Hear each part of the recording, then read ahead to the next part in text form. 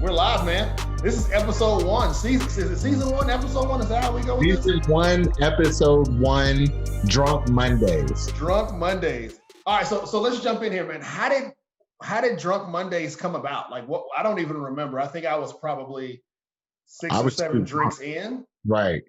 When this became a great, this went from drink 5 being a good idea to drink 7 being a great idea. To drink 9, we actually bought domains and right. We're in. And I don't think I remembered buying the domain. I just remember waking up to an email saying, "Hey, your domain has been purchased, drunkmondays.com." Like, I think that's what I remember. And it was on a Monday. So let's give people some context. So we get together all the time, right? So we're together because of a great event. Do you want to tell them the context of why we were at the restaurant? Yeah. So I went to Mission and Market. We went to Mission and Market, and I wanted a chef's table, and it was an amazing experience. And so I'm like, cool. Who are 6 people that I love that are going to eat whatever a chef puts in front of them? And so obviously you and Danielle are on the list because y'all eat whatever, and y'all are cool people and your family. We vacation together, we drink together. So, at this point, y'all are stuck with us forever. And then Akuba and Justin, another couple friend of ours. It seems like this group of 6 has awesome synergy. We all probably drink a little bit too much, obviously drinking on a Monday night. It was the Monday before election day. So we didn't know what we were going. Tensions were high. It was rough. Georgia was still red. Yeah. So before we flipped it, before Elmo came in, flipped from red to blue. So it was just cool people, man. And so we had an awesome experience at Mission and Market. We were drinking, having a good time. There was a wine pairing with every meal, 4-course meal plus dessert. And I think by the time we got to maybe course 2, was this an idea? Was course 2 this was an idea? Yeah, I think at by course 2 comes around, we're all sitting back, hanging back, got 2-3 drinks in. We said to ourselves, we got to do this every week. But how good is life that you could get drunk on a Monday and feel great about life for Tuesday, right? Yeah. So we said, we got to do this. What are we going to call it? We're going to call it Drunk Mondays, right? Drunk Mondays just means this is the good life. This is where we can come together, have a drink, talk about some current events, talk about things that are going on, and be around good people and just talk about good things, right? Yeah. So I'm excited. I'm excited, man, because, I think you put it in perspective right there where you just said, how good is life, right? And I think we live in this space because of COVID, because of all the things that are going on with 45 or the current occupant of the White House, where everybody's just been down in this dump, in this suck environment. And then we get together on a Monday night, and I think everything just gets put in perspective, right? Like, we're all blessed to have great families, to be doing well in our careers. And here we are the Monday before election day, and we're like, man, let's just live it up and let's have some fun. So Drunk Mondays. So Drunk Mondays, that is the context of all this, right? So our viewers, our listeners, to come on in, get you a drink, pour a cup of whatever you're drinking on. We got drinks. We're going to pour it up and we're going to have some fun. We're just going to kick back, right? Yeah. So let me ask you a quick question. So what are you drinking right now? I am drinking on Macallan 12 because this is our #1 show. This is my go-to celebrity awesomeness bottle. Love it. Bottle, right? So that's the one. But it's only because I can't afford Macallan 15 or something else that's like crazy expensive. Macallan 12 is where I'm at right now. I'm junior leagues. Okay, hold on. So let's say this, because right now I'm drinking Woodford Reserve. And so this weekend, because I was ill prepared this weekend, so before we shoot next Monday's show, I will go out and have something special for myself. But I'd like to challenge us to say episode 50. Is that fair? I don't know the cost of Macallan 15, but can I say episode 50? Episode 50, we got to go big. We got to go major in some major type of way. We're going to have to call up somebody that got some and be like, I just need a cut. I just need like a, just like a dot. No, so you don't even want to, I'll say, because we're doing this every week, I said this out loud and I'm like, damn, like, do I want to commit to episode 50? Because episode 50 is right around the corner if you do this every week. Or do we want to say episode 100 and we just buy the dang bottle and we drink it? If we do it every week, episode 52 would technically be a 1-year anniversary, right? Why not make it 52 on a dot?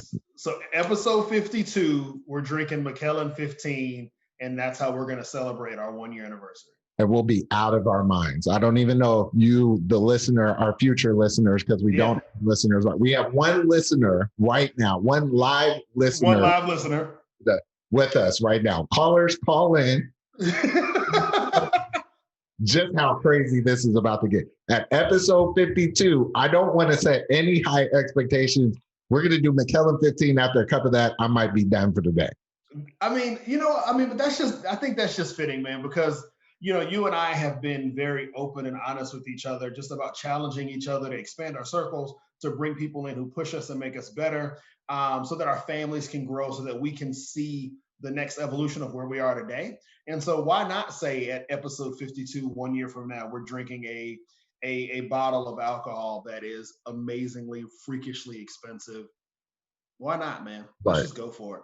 We just got to get Macallan to sponsor it, so we don't have to pay for it up front. Hey, that's the goal, right? Let's get some alcohol sponsors in this thing, and we rate them by the quality of their drink. Goals. I know all about SMART goals. So, they say put a time limit on it. Put a goal. It's got to be specific, measurable, attainable, reachable, and something. Is the R reach? I don't know. It's a reach for me. We're going to say it's a reach now. Yeah. So you got Woodford Reserve. Woodford Reserve. That's what I'm doing now. So my commitment, though, is next time we shoot, the episode 2, I got to have something a little better. I love this Woodford. It's been amazing to me. It's super smooth, easy. It's light. Don't have to mix it with anything. I went from Woodford to Bullet, and I've just kind of been all over the place with my bourbons lately. But I'll go to the liquor store. I'm going to get something special because this is a special thing, and I don't want to just drink anything that's in my cabinet. So we're going to grow alcohol. We're going to grow a collection of alcohol from this. We can do that. Yeah, definitely. I mean, I'll get it. I'll get a new bottle every week. I'll get a new liquor every week. I'll get a new bottle. I unfortunately, I want to say that once I go to the doctor and I tell them what I'm up to, they're going to be like, "This is a terrible idea. Like, why would you do this?" And I'm going to be like, because I'm Black. It's 2020. It's been crazy, and I want to live life to its fullest. I'm living the good life, right? Look, I mean, if that's what this is going to be driven by, if this is going to be centered around, yes, we call it Drunk Mondays. I don't think I'll get drunk on the pod. I don't think so either. I mean, talking for 40 minutes to an hour, I don't think I'm going to get drunk in that short of a time. But if this is really about at the end of the day, bringing people together to push ourselves further than we've been pushed, man, let's go for it. Why not? Why not? Right? So 2020. Like, dude, I can't sit here 52 weeks from now and be still sitting in the same place mentally right now that I'm sitting in I can't have a year that goes by and there's no growth. And so if this is what's going to help drive me towards that growth, man, then yeah, I'll commit to spending the money on I don't even need a damn sponsor. I'll buy the damn bottle in 52 weeks. Well, maybe we can hit up Tower Liquor or somebody's going to sponsor something. Hey, let's do it. Hold on. Let's get, how much is Macallan 15?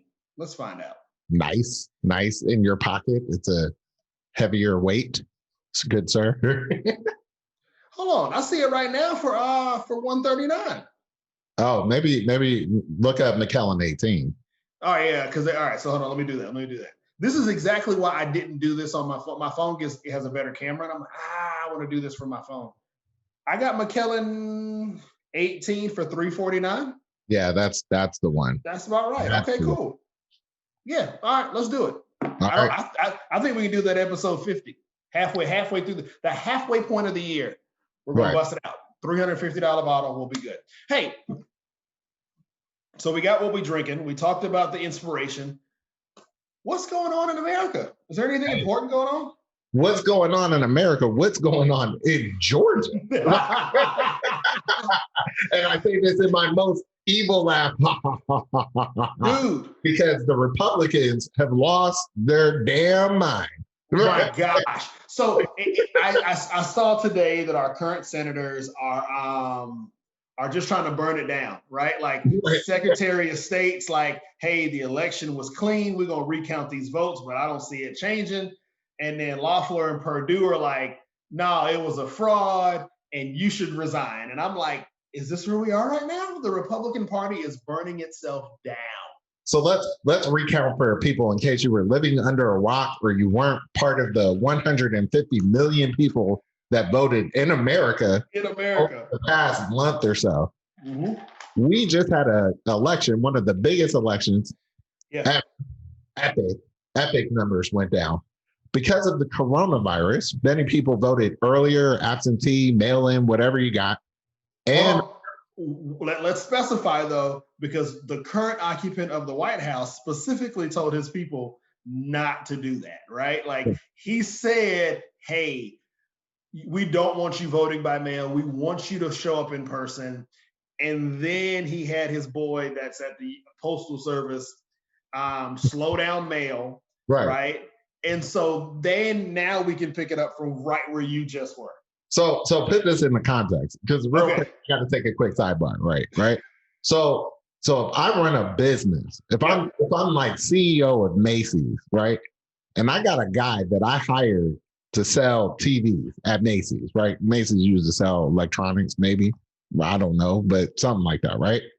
But then I go to all my friends and I'm like, hey man, when you buy a TV, go to Best Buy. Don't go to Macy's, right? Yep. Red flag, right? Right. Something's off in this game, right?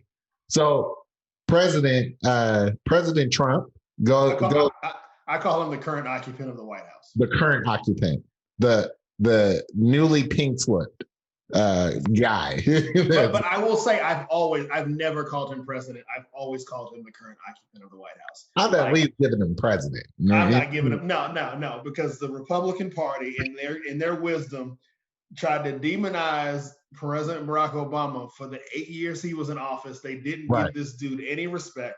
Exactly. And so, hey, for the 4 years that Trump was in office, he's the current occupant. Right. I give him that. So current occupant, current laborer Trump. There you go. He tells all his people to vote day of. So he's watching the numbers. And it seems that no one broke down for Trump how elections work, because he saw what many are calling the red mirage, which is all the Republican votes came in day before. And now you have all these mail-in votes. And he just can't understand, how did I lose this? How did I lose this election? Obviously, what ended up happening was that states like Pennsylvania, Arizona, these were already battleground states.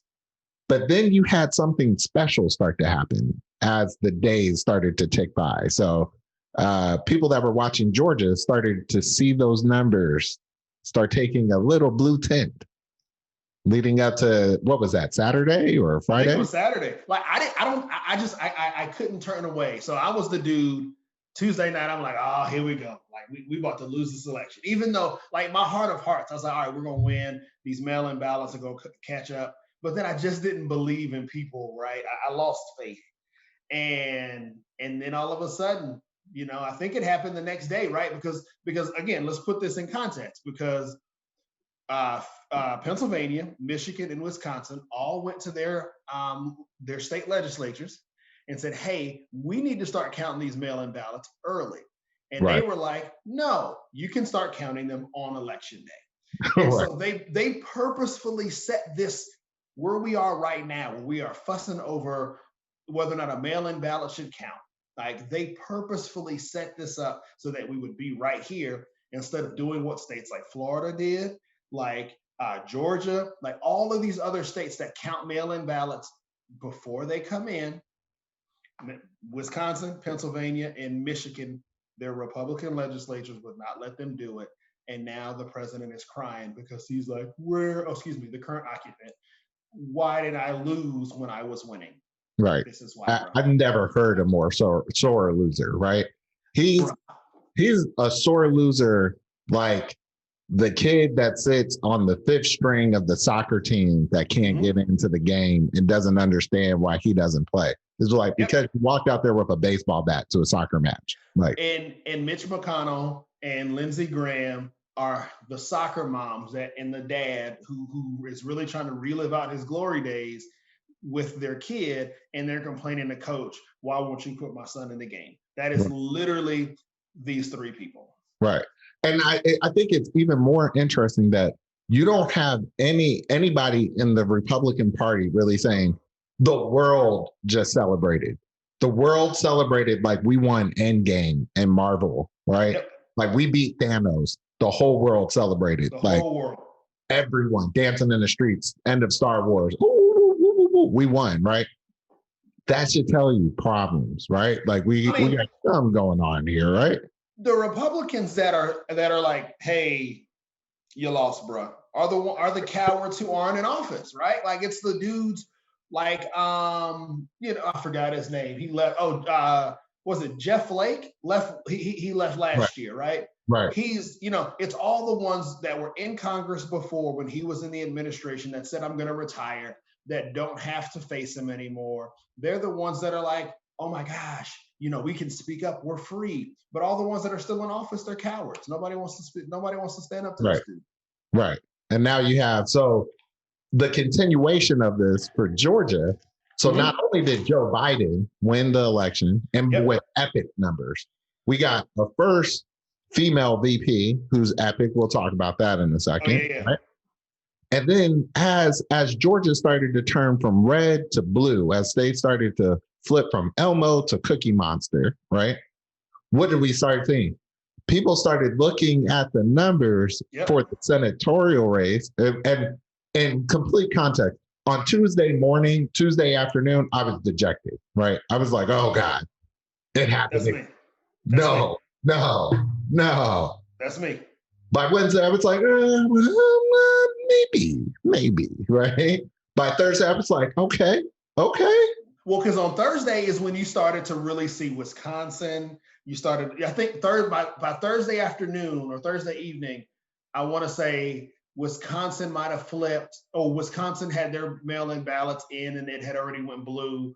And I think Michigan was in as well. So I want to say it was Friday, and then Georgia started. So you started to see that number creep, right? Right. And then I want to say it was Friday when that number got like super close. It was like 2,400, and they were still counting Fulton, DeKalb, and Gwinnett. And then Clay Cole showed up. And then they was like, oh, and by the way, we got like 20,000 ballots down here in Savannah. And we was like, oh, we in there. Uh-oh. And so I'm literally in my house every time Steve Kornacki comes on MSNBC. I'm standing up in front of the TV like this, got my phone in my hand and a calculator. I'm like, okay, Steve said it's like, 20,000 more votes. Right. And Joe Biden, 20,000 times 0.69 because he needs to get 69%. And then I'll subtract that. I'm literally doing algebra from 8th grade Miss Wong's class, like Joe Biden's gonna get Georgia. And I'm like, I'm gonna sit quiet. Right. Everybody else on the Twitters and the Facebooks are like, I think Joe Biden's gonna get Georgia. Only reason I was messed up about all this because I wanted to get on the bandwagon, right?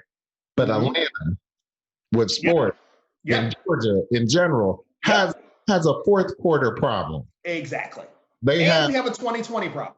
They have a finishing problem going on here. So I think collectively, while the world was like, Georgia's going to do it, everybody in Georgia was like, no, like we got to see 0-0-0. And even now, I think his leads up to 10,000 now. I want to say it's like 11,000 now. Yeah. And I'm like, did Georgia just do the most un-Georgia thing ever? But now you're dealing with the blowback, right? The blowback is Georgia's never been blue before. Oh yeah, ridiculous. Yeah. Oh yeah. Like now, Georgia is at the spot where Republicans are starting to feast on each other, and it's interesting to watch this dynamic right before we have to go into a runoff election for two Senate seats, right? Because if you remember, it was like Georgia flipped blue, but Purdue was still leading. He still was at that 50% mark, which meant we were not going to have a runoff. Also, I started walking them down with those numbers. Right.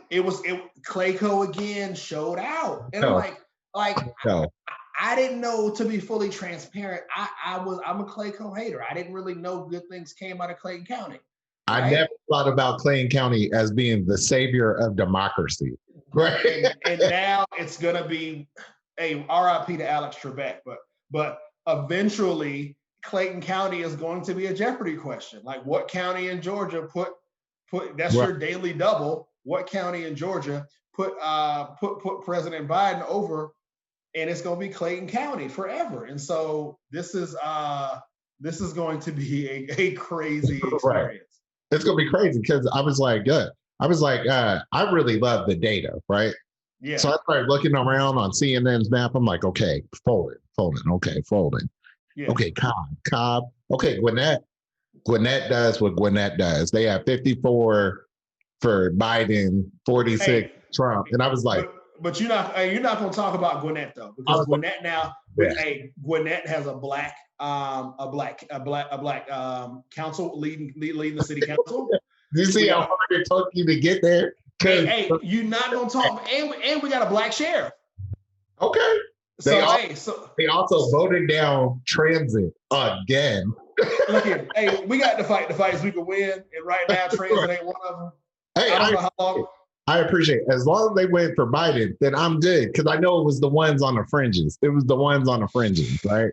But even Athens, Clark County went to Biden.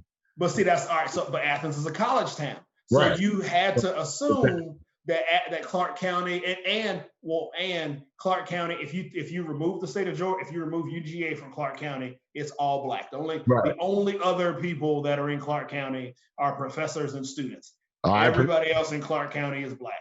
So and you do got to remember that with all the colleges being remote, those students aren't there right now. So I give you that. Clayton County. When I went to Clayton County, I was like, boop, let's see what this looks like. Whoa, 90% for Biden County. For Trump. And DeKalb. And they only had 70% of the vote in. I was like, oh, they about to kill this. Yeah. Hey, like, big shout out to Fulton County, because they showed, I think Fulton County, like, it might have been 3 people in Fulton County that voted for the current occupant. Like, literally, it's 400,000 people voting in Fulton County, and 3 people voted for the dude, right? Like, And I'm like, hey, so shout out to Fulton, shout out to DeKalb, because when Steve Kornacki is my dude, when he started going through these counties, and he was like, hey, we still got 20,000 in Fulton, we still got another 30,000 in DeKalb, Clayton County got 40,000. And is it Chatham County? Is that Savannah? Chatham County. Chatham County came through. I'm gonna have to go visit Savannah. I ain't been down to Savannah in a minute. Hey, I feel a lot safer in Savannah now. If I'm keeping it real. Savannah has always been all right with me because the food is fire. But Savannah, you all right with me? Chatham County, hey, you all right with me? We together. Yeah. Gwinnett did his thing. Didn't Cobb? Hold on. Did Cobb go? Cobb voted for this. Cobb went. So the only county that's metro that did not go was Forsyth. I don't consider Forsyth to be metro, though. I think all of the people that left Cobb went to Forsyth. The blight on Forsyth County will forever be that Oprah Winfrey called it the most racist county in the world. Okay, so low key, I still call Cobb County KKK OBB. But they voted, I can't do that no more. Well, you could say, I'm sure if we looked at specific parts of Cobb. So the parts of Cobb that touch Forsyth. Marietta basically weighed out. But, we'll give it up to him. We might have some Kennesaw listeners out there. Kennesaw listeners, we got your back. We know who you are. You supported the movement. We're down. Cobb win. But real quick, can we send some flowers from Drunk Monday? Can we send flowers to Stacey Abrams? I wish I could, right? I don't know her address, but I just want to send them flowers. Should be like Drunk Mondays. What? I don't know that. I know about Voting Tuesday, Ballot Tuesdays. Hey, like I will purposefully make a donation to her organization and put the business name as Drunk Mondays in there, just so that we are accounted for in that donation pool. Because don't none of this happen without Stacey freaking Abrams doing her thing after she got beat as the Georgia governor. Right. How committed to the movement do you have to be? Right. And this is the fundamental difference between losing in the Republican Party and losing in the Democrat Party, right? Losing in everybody had to do it. They say, okay, that door was shut. I'm about to open up a new door. Or I'm going to get appointed somewhere to a position because my Republican brethren are going to love me. Right. And the Republican Party, what they say is, I lost. Nah, like we've never lost before. Exactly. Why would we lose today? Right. And albeit, I think the thing that most people aren't thinking about are these are particularly vulnerable people because they're both kind of stupid, right? During the height of the pandemic, they both sold stock once they got intelligence reports and sold stock in all their companies. And then to make matters worse, they bought stock in face mask companies, which is like, what?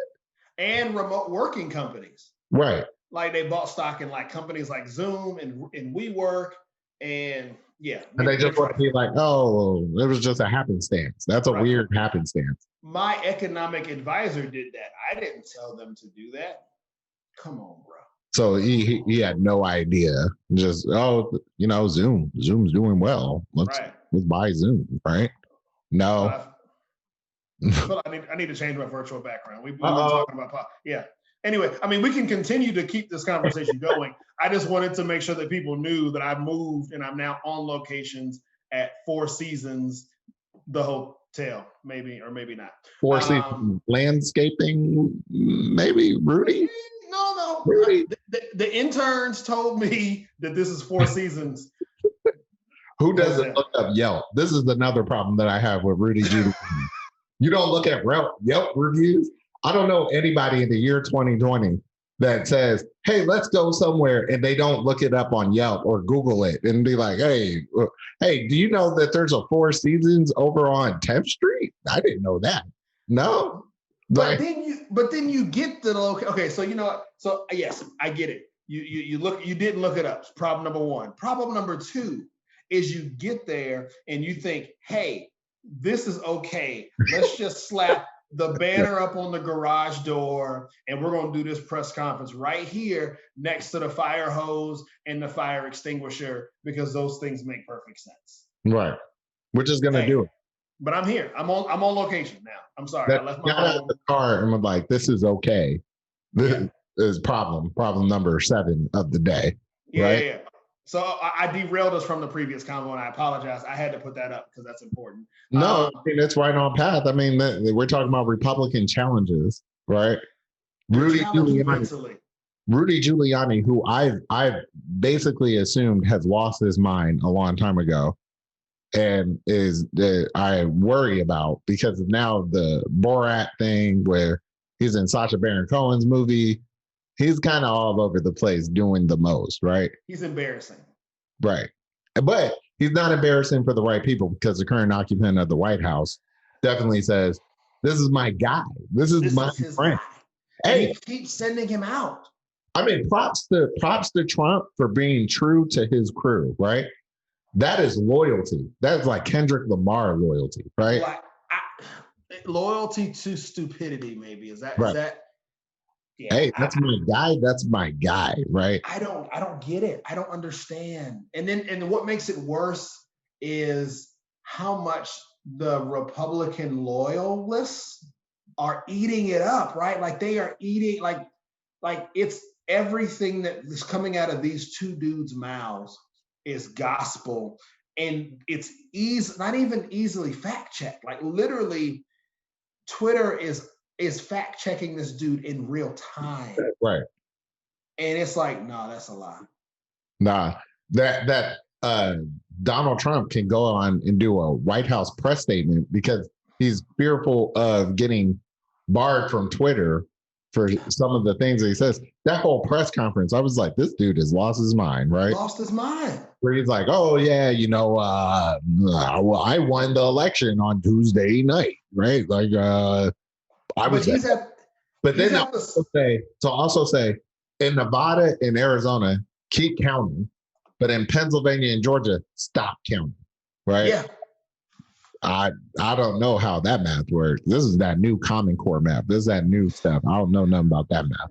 I'm really struggling with people who I know that are supporters of this dude, who are smart people. Like I get it. If you are the toothless dude in Alabama and you believe the propaganda because Wi-Fi is a little slow out there, I get it. But these are smart people that I know that are like, no, y'all are lying. Like Trump is the one that's right. And I'm like, what reality are we in? That's what I've been trying to figure out that, where I've been like, what? Well, because now they have all the conspiracy theories, right? Where Giuliani says they got 450,000 people that voted that were dead. And then people looked and they were like, not dead. Nah. They're juniors or seconds or thirds or whatever. They're it's normal, typical errors that come along. And to be quite frank, if you found 450,000 people that voted across America that were wrong, it still wouldn't change the 5 million person lead that Joe Biden has. You're a little short on the map there. I mean, as of right now, November 9th, he is 0 for 10 in court. So every court case that he has sent to every jurisdiction that he has sued in, he's lost. And so somehow the Republican faithful are like, no, Trump is still right. But the court system is saying he's wrong. Right. The thing that I fear with all this with Trump is that you're going to have to hear from him forever as an ex-president, right? Like, unless the New York Attorney General comes and gets him, burns down his businesses because he's been doing illegal crap for his whole career, and he fades away. You know, unfortunately, I feel like people in privilege, they like to threaten, they like to threaten this, but they're not actually going to do it. They're going to be like, hey, we just need you to kind of like shut up and move over to the side here. I want that sister. I don't know. Is it Latasha James? I think that's her name. The AG. She's the AG in New York. She's already forced him to close the foundation. She has already subpoenaed Trump Jr. or one of the dang Trumps, one of the kids, and made him testify in a case over the corporation. So my sincere hope is that there is a sealed indictment waiting for January 21st, so that even if he doesn't go to jail, if we just burn down the whole corporation and he's left with absolutely nothing, I think that would be a fitting end to a terrible person. Right. I think it'd be. Unfortunately, I think this is becoming more and more like Endgame than it is in reality. When the only difference in Endgame was there was 5 years, but you know, and America is actually only 4. Right? I mean, but I told somebody the other day, I said that's why he's fighting to be president. Like it's not because he wants to fight for you or he wants to fight for me or he wants to make healthcare great again or he wants to make America great again. This dude just don't want to be indicted. Right. That's the long and the short of it. And he can probably protect himself from indictment from federal charges because he has an idiot and then as an attorney general and William Barr, but he can't protect himself from state charges. And so these states go get him. Unfortunately, I do kind of feel that what's kind of happening here is that Donald Trump has a position, right? Mm-hmm. And he's being egged on by people that want to see him fall, right? He thinks these people are looking out for him, but they're actually like his son-in-law, Jared Kushner, is like, yeah, fight, man, fight. So that when he fails, he could be like this. Oh, sucks to be you, huh? Yep. Yeah. Unfortunately, that's the way that goes, right? Mitch McConnell has got to know from working with Joe Biden for so many years, like this is a wrap. This is over, right? I think he's just trying to save face of the Republican Party. The thing that they're trying to fight, is the bigger fight, is the senatorial race, right? Mm-hmm. Because they never expected David Perdue to go to a runoff with Jon Ossoff. They did not. Warnock and Loeffler, that was probably going to go to a runoff. It's like 30 people in Georgia, right? Yep. But now that Jon Ossoff's in there and Mark Kelly got a seat in Arizona, now new world, new beginnings. Now and Alaska has not been called yet. Trump is winning in the presidential, but the senatorial candidate is within striking distance, and nobody is talking about Alaska. Nobody's talking about North Carolina too. North Carolina still haven't been called, and I want to say North Carolina. I think that ship is, well, at least in the presidential, that ship has sailed. I don't know about the Senate candidate. I thought so too, but then I heard somewhere that they had like 210,000 ballots to still count. Wow, that's so crazy. Because they have so many. I was like, well, maybe, but I think they said max it would be like 180,000 could possibly come in, but they don't know those exact numbers yet.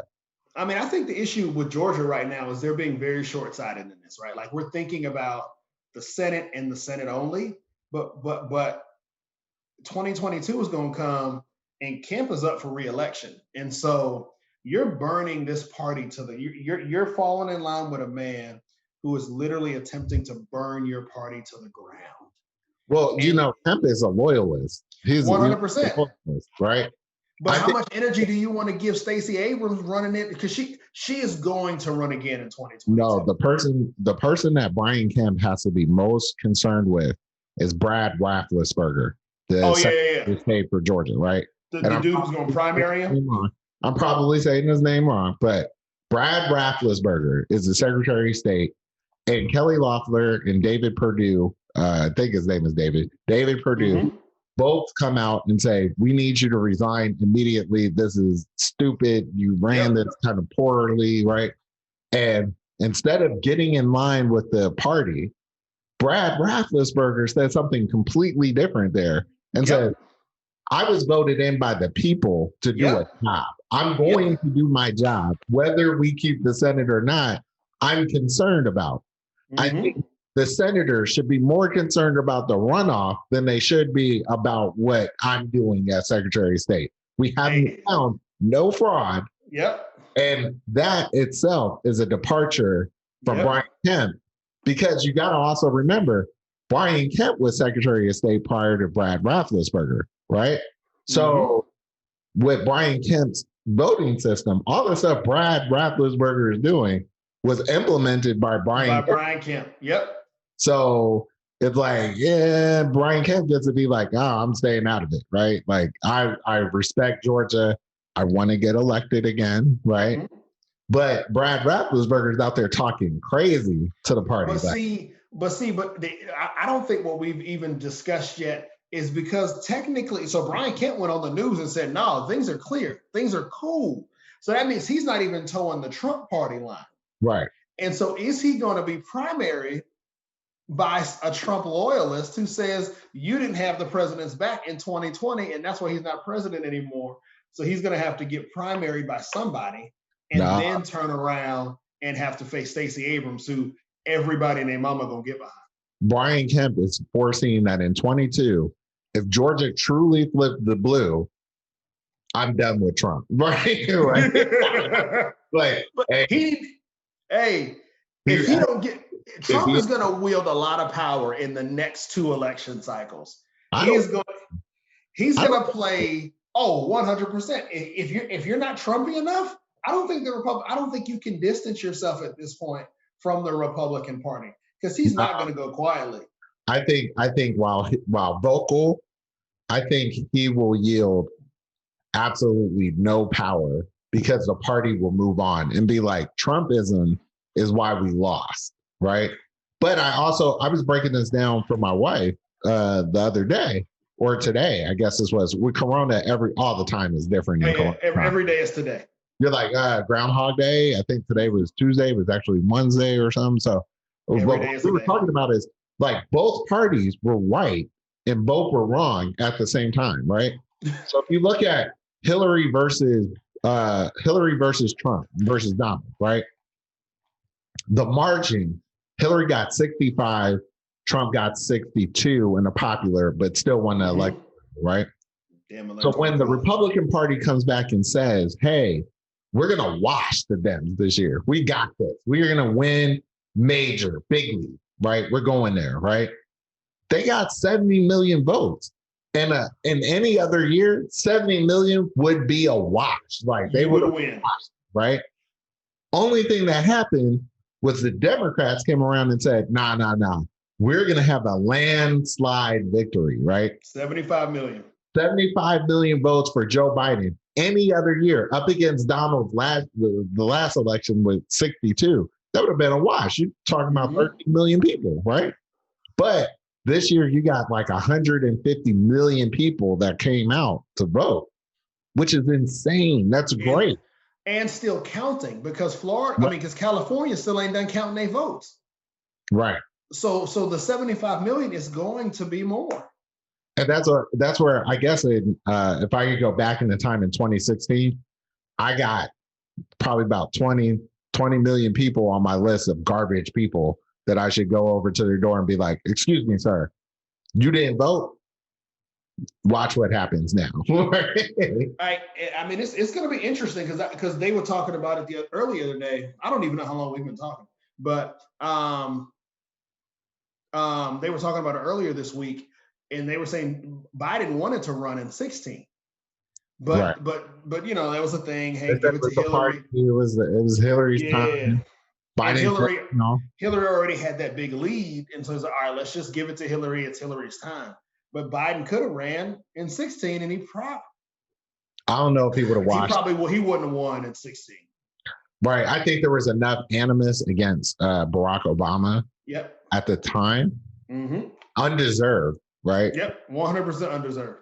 That they came back and said, you know, anybody associated with him, probably. Going to burn. Yep. But it only took about 3 months for average people to be like, yeah, I'd go back. I want to go back. If I could redo this again. And I love this meme that's out there that says, in an alternate universe, 200 people die from coronavirus, and Hillary Clinton has opened up a congressional investigation to watch this happen and, you know, all this stuff, right? Because I think if Trump does the bare minimum, he walks into re-election. Right. Had he just done the bare minimum. Yeah. I mean, wear a mask.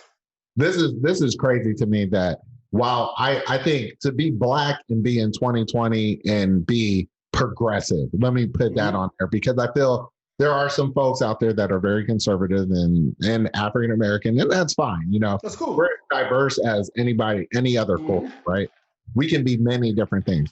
I think the problem with which is disappointing to progressive minorities in general, is that you look back on this election and you're like, wait, he got 62 million people in 2016 and grew that by 8 million. Yep. There are 8 million people who came in and said, I like what he's doing here. I like it. I want this more, right? I want more of this. This is kind of crazy, right? Yep.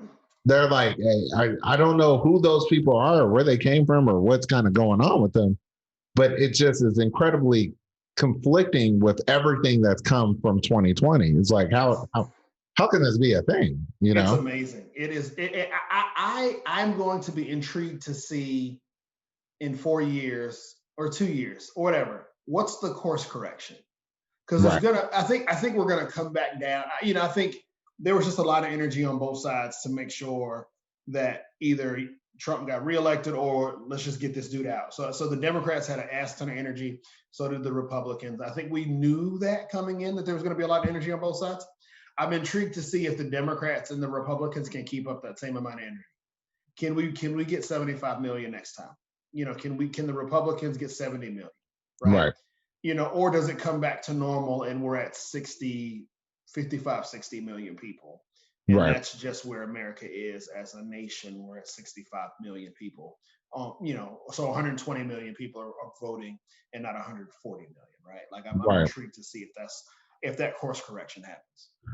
I think in the future for Georgia is that all those people that flipped Georgia are going to vote again. Oh yeah, forever because they Georgia. So Georgia's blue. That felt like their vote never counted, right?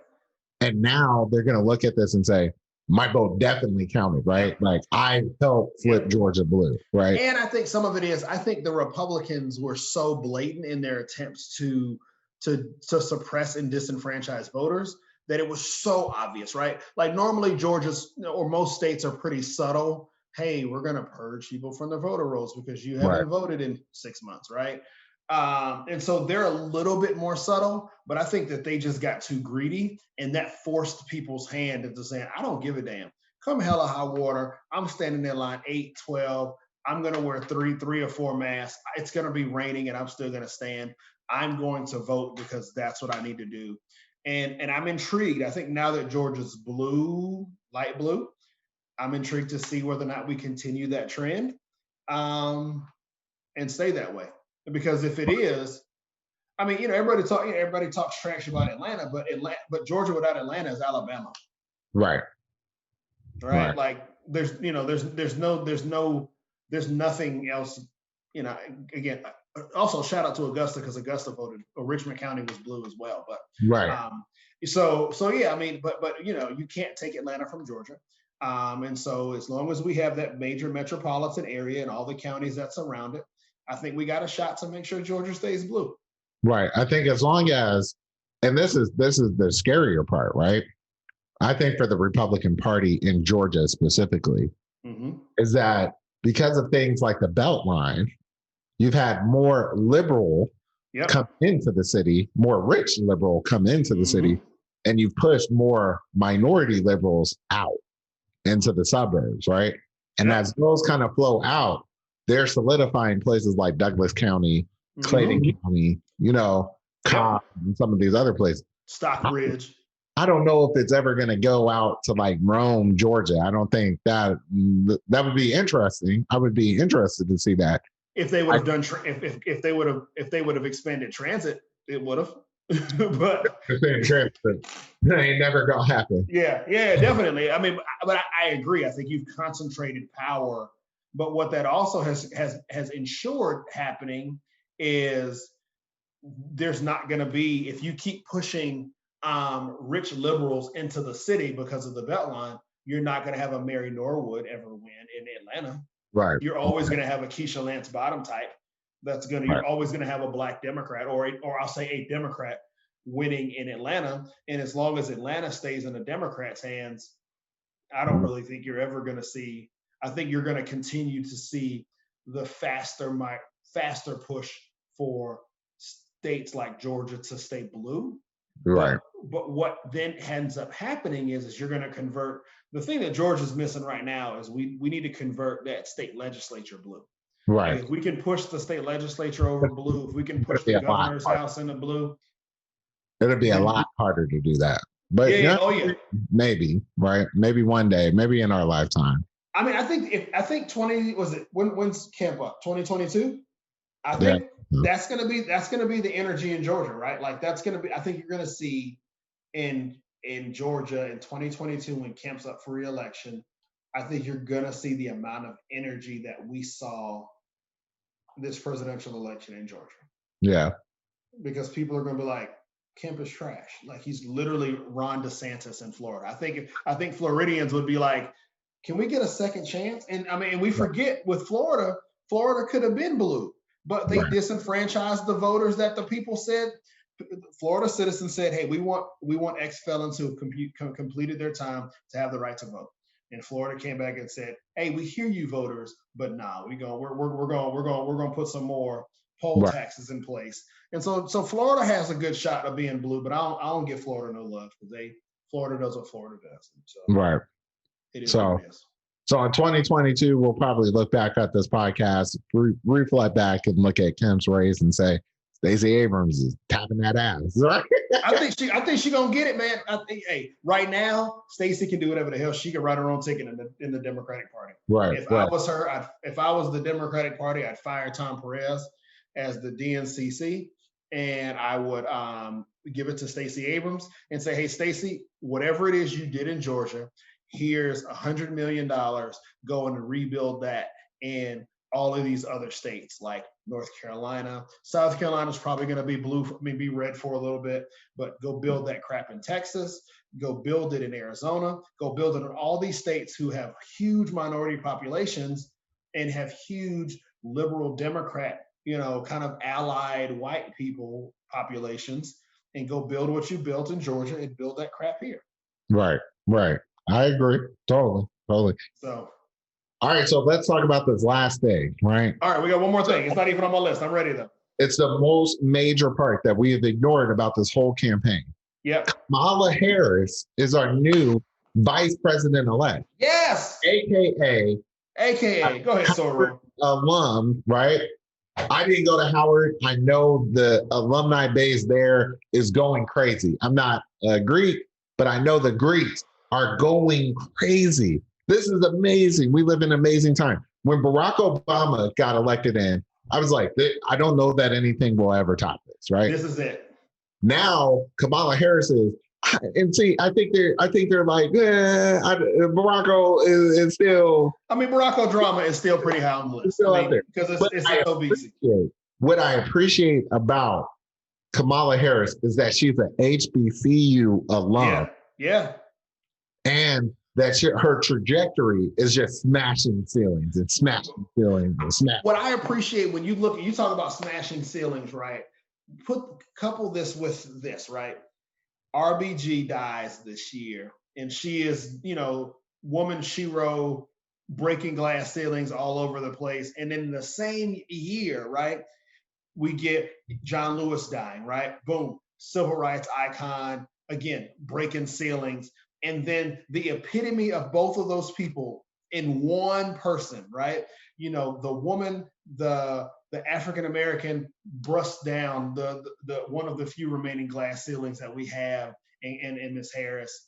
I have actually had to mute some of my Howard alum friends because they've just been a little bit too insufferable on. Like, it's like, like if you're a Howard alum and you're an AKA, it's like, bruh.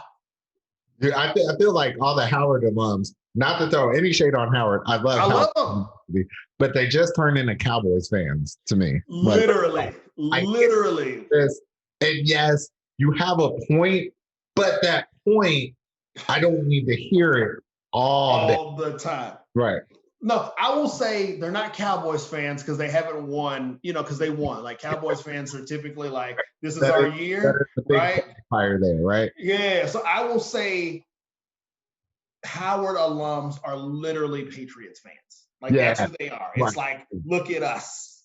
We keep winning and winning and winning, Yeah, it's like, if you're a Howard alum, you're an AKA, and you're Jamaican, it's like, boom. But yeah, no, shout out to Kamala, man. She is she's cool with me. I love her to death. I appreciate her. I can't wait to see what she continues to do. I think somebody said the other day that she was going to be the most visible vice president we've ever had in our nation. I believe that. I do believe that is true for Kamala. I think she is going to go hard in the paint. She's going to make sure that everyone comes out and represents. All right, this is a new day, a new era for all of us, right? Hey, but real quick, shout out to the intern at the Claiborne House, though, for popping you back on so quick. Oh, that was me. That was me with the quick. You did that. Okay, I just figured, you just jumped out the gate with an intern, on shoot day number 1. You got help at the house. I got my son up here trying to work on wires as part of his education. He's out here like, when I put it in, is that Good. Yeah, he's like, hey, if you would have put Elmo on this one, I Right. could have matched Elmo to Elmo and Cookie Monster to Cookie Monster, and we would have had this right. Right. Don't give me red cord, blue cord. Give me Cookie Monster to Cookie Monster. We're good to go. But I gotta say, Kamala Harris, VP, this is major. This is major news. This is major. And what I really honestly respect about Kamala Harris, there are some things that I did find kind of problematic. The California, her experience with drug laws, and just her stance on revisiting appeals and all those things, I found very problematic. What I do respect about her, if I'm focusing on the positive, is that she comes from a blended family, right? Mm-hmm. Like many people these days come from. Her blended family is non-traditional. Her husband is a very successful lawyer. She has stepchildren and nieces and nephews, and or right. Maybe just nieces. I don't know if she has nephews specifically, but I think this is where America's at. That a mixed race person again is elected in, because this is more so reflecting where America is these days, right? Yep. And representation matters. I think matters. I think back on when Trump elected Amy Coney Barrett, right? Mm-hmm. Many people don't know that he had a different person also kind of in the running, a Spanish person from Florida. I can't think of what her name was. But I thought to myself, like, why wouldn't you go with the Spanish female? Mm-hmm. I mean, albeit a female one should be in there, but where we could go more diverse, why not go more diverse, right? Because he doesn't value that as a person, right? He doesn't see value in diversity, right. And that's probably exactly. To me, that's part of the problem, right? If you don't see value in diversity, then this is what you get, right? I mean, right. For me, I always try to give politicians a little bit of grace when we talk about their record in the past, because it's easy for me to look back on a past and say, look at all these wrong things that you did, right? But what was the context, right?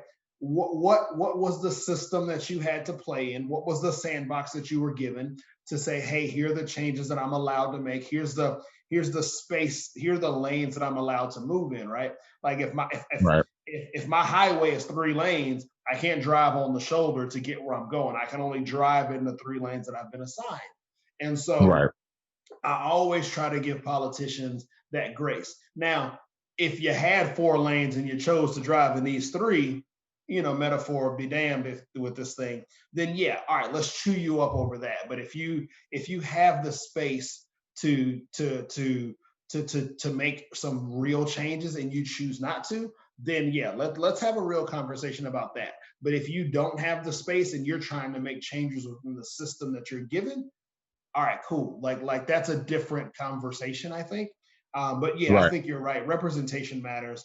I love the idea of little girls that I get to see every day that now can point to VP, Madam VP, and say, yeah, I can do that, right? Like we can point to Barack right. and tell our sons, yeah, that can be you, right? Whereas before, you point at 44 other white dudes, right? Like, or I mean, not right. that many, obviously, right. but exactly. You're pointing to all white dudes, and it's like not that our sons don't have the vision to say, yeah, I can achieve that level, but having somebody that looks like them, it just means so much more, man. And I think that's what's important. Yeah, I think back on that and I'm like, it reminds me of an analogy that I use at work sometimes when I tell people, it's like thinking of new colors, right? Mm-hmm. Like if someone said, think of a new color, you would be like, I'm sure something exists. I just don't know what it is because we've seen all the colors, right? Mm-hmm. For people that haven't seen someone in a position of leadership or administration that reflects them, this is like, yeah, I'm sure in a fair and equal world that I could possibly do this one day. But it's a lot harder to imagine and see mm-hmm. that because it's a new color. I've never seen this before. And for someone to come along when Barack Obama does that, it kind of kicks open that door and says, this wasn't even a fluke because he got a second term, right? Kamala Harris has all the momentum of changing that trajectory for so many females, so many people of color, so many mixed people, so many people that said, I don't think this is possible. That's amazing, you know? So I might not agree with her politics as an attorney general. Exactly. I don't really know her record so much as a senator, but I'm for diversity. And diversity in this sense, I'm down with. If we were going to get another Mike Pence, not. Garbage, right? Like literally. And am I going to get another dude who's just going to say yes to everything, right? Like the one thing I appreciate about her, and you've already seen it, is just her ability to kind of push and drive the conversation a little bit, because she is the first African American. She's going to be more visible. And so she's going to be able to say, hey, here are the things that are important to me, right? Here are the things that I'm pushing for in this administration. I'm just not going to be somebody who goes into the Senate and breaks a tie. Like, I'm going to be somebody who's going to be active and vocal, and I'm going to have conversations, and I'm going to have things that I'm passionate about. And I think that's what she brings to the table. So I'm excited. I'm excited for where this goes. I think I'm last thing I would say on my final reflections on Biden versus Kamala. I love the hat troll. I don't know if you've seen this. I saw the hat troll. Yes. That said, we just did 46. I was like, now he had to have that hat made, right? Like he had to order that on the front end. I love it, right? I love the Joe Biden poll, right? That's like, yeah, got you, right? Gotcha. I'm excited. For the first time in probably 4 years, I'm looking forward to the next 4 years, right? Yep. So I'm excited where this goes, you know? Me too, bro. Me too. So I think it's going to be really interesting when we go back to Orange Beach, Alabama, and see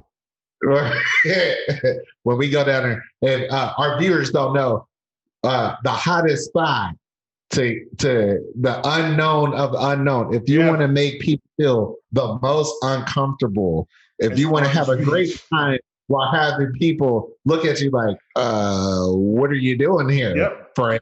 Right? Go down to Perdido Key, Florida, or Orange Beach, Alabama, and have a good old time. Especially because go down there with a We Just Did 46 hat and have a great time, right? Man. When we were down there, to be respectful of all those people, we had no problems with anybody. It was a fun time. Our listeners in Orange Beach, Alabama, or Perdido Key, no, we love you, right? We had a great time. We went on a dolphin cruise, and everyone stopped doing what they were doing and looked at the Black people on the boat looking at dolphins. Like, y'all can swim? Oh, y'all on boats? Right. So I'm just gonna be anxious to go back down there in June, July, and have a grand old time and see how many Trump flags are up since Trump is no longer in office. I know, right? So I guess we got to get that on the books then. We got to get the vacation 2021 on the books. This year, we probably got to get multiple townhouses and bring a whole crew of people down. My goodness, man. Because it was so lit. I mean, we had a great time. I mean, you know. We had a great time. But that's what we talked about. We were on vacation. I mean, that's what we opened. It seems like we're having, you know, we probably need to put this on the docket for the next convo. But it seems like that's what, you know, we talked about that when we were on vacation, is getting a group of like-minded people together, man. And let's really start the vacation together and share these experiences that we're having with people who are like us. So listen up, world. Listen up, world. If you are down with the Drunk Mondays movement, if you like cups and filling those cups with excellent liquor drinks that will hydrate you and also make you feel better about your day, if you are one of those like-minded people that want to come on a trip, know that in June 2021, barring coronavirus, we will be down in Perdido Key or Orange Beach, Alabama, having a great old time, having what some would call a grand old time. A grand old time. We're going to be having a grand old party. And you know what? We'll probably do a Drunk Mondays from Perdido Key, Orange Beach. We're going to have a great all time. Let's set it up. Now, if we're still in COVID, you just have to be tested before we go. Right. You got to get that temperature check. Come on. Gotta get that test done. Now you save up about $15. Go get you a little temperature check. That's it. Like, I'm not. Let me tell you, I'm too dang busy to be messing around getting COVID with people. So, get the damn test. Make sure you're clean. Isolate yourself for 14 days before we go on vacation, and then we'll rent a couple houses and we'll go down there and have a good time. We're gonna rent it out, have a great time. So I think this is good for a first episode. I think I had a great time. Did you have a great time? I did. So really we need, so by the time you're viewing this, we will have our Facebook page up. So make sure you like us on Facebook, like us on Instagram, follow our YouTube page, because we're going to get all of that stuff done by the time we put all of this up. Yeah, man, this is a great convo. I'm looking forward to next Monday. I don't know what we're going to talk about yet, but we'll have a good time. We don't know what's going to happen yet. This is the whole thing about Drunk Mondays. We don't even know what's coming down the pipeline yet.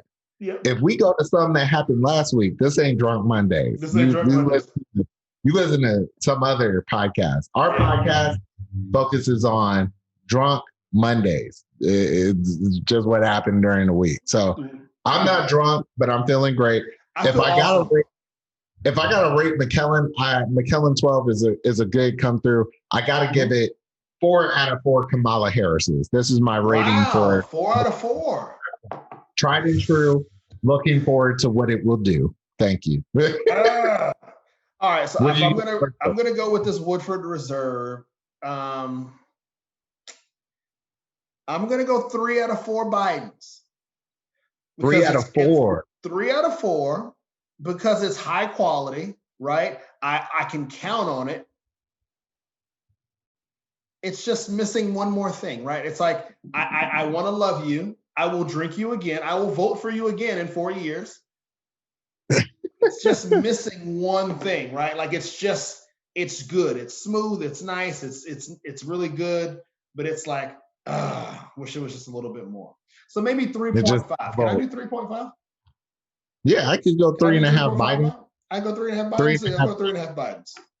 Right, is 3.5. The scale always going to be 4, or is it going to be 5? I need to know for consistency's sake. I don't know. I think we can work this out as we go along, because I might get something epic and be like, it's 10 out of 10 Obama. I don't know. It's 10 out of 10. Obama's the ceiling, right? I don't know. We'll see. We'll see as we get there. We got to drink some that like sets it off, and we got to see what's happening that week. This week, Kamala Harris. In January, when we do the runoff, it might be Ossoffs and Warnocks. I'm not sure yet. We're going to figure out. Maybe we'll do some wine for Warnock and no. I think if we're going to talk about Warnock, it's got to be wine, because he's a pastor, so that's kind of community. Right. So we got to get wine. I get it. We're gonna have a toast for Warnock and Ossoff when they take this runoff. But I mean, I had a great time again. I did. To our listeners, tune in. I would love to do this. Like, hit that like, that. No, do it. Because by the time we post it, it's gonna be either here or there. It's gonna be like everywhere. Just hit that like button. You know what the like button is. Wherever the like button is, just hit it, right? Come and join us every week. Every Monday, we're going to be talking about what's going on out there in the world and having a drink. So join us. I'm Kerry. I'm Jeff. Drunk Mondays, baby. Drunk Mondays. Thanks for tuning in, y'all. Bye.